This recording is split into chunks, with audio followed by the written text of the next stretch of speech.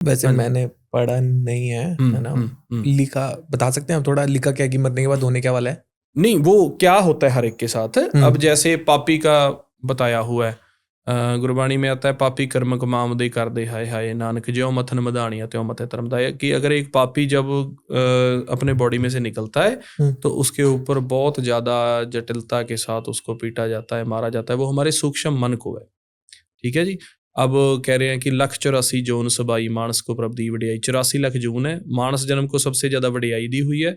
अगर मानस जन्म का कोई पर्पज़ नहीं समझता तो वो 84 लाख योनियों में आगे चला जाता है। तो फिर ये भी बताया, अंत काल जे लक्ष्मी सिमर है, कोई ज़्यादा पैसा पैसा पैसा करता ही चला गया तो वो सर्प जोन में चला जाता है।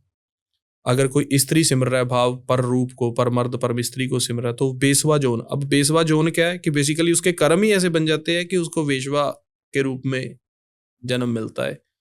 अब किसी को, अब अगर बताया कि कोई मंदिर को सिमरता है, अपने घर को सिमरता है, तो प्रेत जोन में कि अगर वो अपना पर्पस, जैसे हमारी बात की शुरुआत हुई थी कि आप सिर्फ खाने पीने हंसने सोने कोई जिंदगी मान रहे हो, लेकिन गुरु ग्रंथ साहिब या आप कितने भी अध्यात्म ग्रंथ जो प्रमाणित ग्रंथ है वो इस चीज को डिनाई करते हैं कि अकेला खाना पीना सोना हटना बैठना यही जिंदगी नहीं है।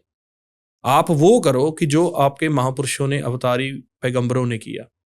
अब गुरु नानक देव, गुरु अंगद देव 10 पातशाही हैं, अब कृष्ण जी हैं, राम जी हैं, पहले आने पिछले समय में, तो उन्होंने भी अपना घर बार सब त्याग के सबको राम नाम से जोड़ा। अब राम जी के पास राज था, वो अपना राम से राज करते जैसे दो और राज कर रहे हैं, वो क्या लोड़ थी भाई नाम जपो ग्रंथ लिखे और करा। कृष्ण जी के पास राज था, वो अपना आराम से राज करते। गुरु नानक देव के पास अच्छा था, वो ना जाते।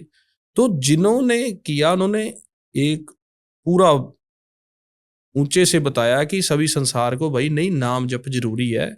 हम देख रहे हैं, अगर आप देखना चाहते हो कि भक्ति से कमाई करो, जो मैं बता रहा हूं अगर हम शब्द का अभ्यास करेंगे तो ये प्रैक्टिकली भी हम देख सकते हैं।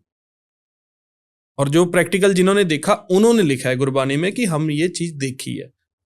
और ये ऐसा होता है कि तशद्दुद होती है कि हमारा ये 2 शरीर हैं, एक अस्थूल है एक सूक्ष्म है। अस्थूल शरीर को यहाँ पे जला दिया जाता है, दबा दिया जाता है, पानी में प्रवाहित कर दिया जाता है, लेकिन जो सूक्ष्म है उसके ऊपर तशद्दुद होती है। हमारी ये फिजिकली दुनिया के साथ इनविजिबल दुनिया भी है। ओके। ये गुरबाणी बता रही है इनविजिबल दुनिया भी है, जहाँ से हम आते हैं और जहाँ पर हम दोबारा श्वासों का दन खत्म होने पर जाते हैं। तो वो सूक्ष्म दुनिया का हमारे को भेद ना होने पर हम सोच रहे हैं कि यही सच है, यही सच नहीं है। ये आपको काउंटिंग करके गिनती के समय के लिए दिया हुआ प्रारब्ध है। तो इस बात को अगर हम मान लेते हैं तो ठीक है, तो फिर तो जीवन लीला शुरू हो जाती है। नहीं तो भगवान तो किसी को कुछ नहीं कहता, वो तो सबको देता है। अब आप चाइना में देखो, वहां भी लोग जी रहे हैं, बहुत एडवांस है वहाँ। उनका खाना देख लीजिए, वो सांप खा रहे हैं, किरलियां खा रहे हैं, मछलियां खा रहे हैं, सब खा रहे हैं, वो कुत्ते भी खा रहे हैं। खाने को, जीने को मना नहीं करता, लेकिन वो हमारी सेंस को बदलना चाहता है, हमारे जीवन पद्धर को ऊपर उठाना चाहता है कि ये भी जीवन है। अगर आप स्पिरिचुअली आत्मिक तौर पर आओगे तो ये सबसे महान जीवन है। तो एक मैसेज है ये, धक्का नहीं है किसी के साथ। अगर मैंने वो पहले ही बताया कि अगर कोई कहे मैं तो खेत का ही काम करना है भाई, मैं और नहीं कोई काम करूंगा, तो वो तो उसकी मर्जी है भाई। लेकिन स्पिरिचुअलिटी है, इसमें बहुत ज़्यादा ऊपर तक की जो इसमें आनंद भी की प्राप्ति है, मोक्ष की, वो फिर हमारे को खुद समझ आता है कि मोक्ष क्या होता है। जैसे हम माँ बाप है, हमने देखी हुई है आगे की दुनिया, तो हमें पता है कि बच्चा गलत कर रहा है, सिर्फ गांव में रह के कुछ नहीं होने वाला, वो बहुत कुछ आगे कर सकता है। ऐसे ही हमारे आगे जो हमारे माँ बाप हम बोलते हैं भगवान थे, चाहे कृष्ण जी थे, चाहे राम जी थे, या गुरु जी थे जिन्होंने बाणी लिखी है, ग्रंथ लिखे, वो हम कह सकते हैं कि हमारे माँ बाप है।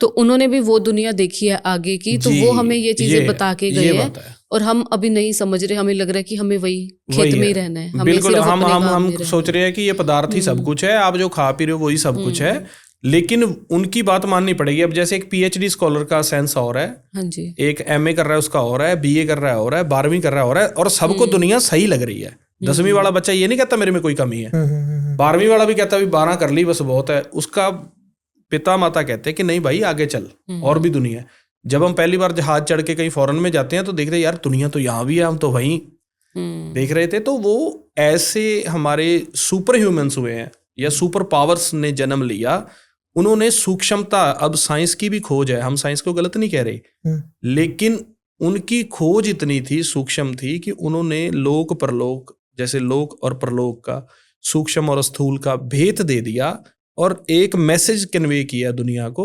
तो उसको, उस मैसेज को भी सभी नहीं मानते हैं, कुछ ऐसे होते हैं जिन पे दया है तो वो भक्ति भाव से जुड़ जाते हैं। तो आज मैं भी एक मैसेज दे रहा हूँ, तो इसको सब नहीं मानेंगे, कुछ नेगेटिव भी बोलेंगे या कुछ भी कर सकते हैं, लेकिन दैट्स अ रियलिटी, ये एक सच्चाई है, इसमें कुछ गलत नहीं है।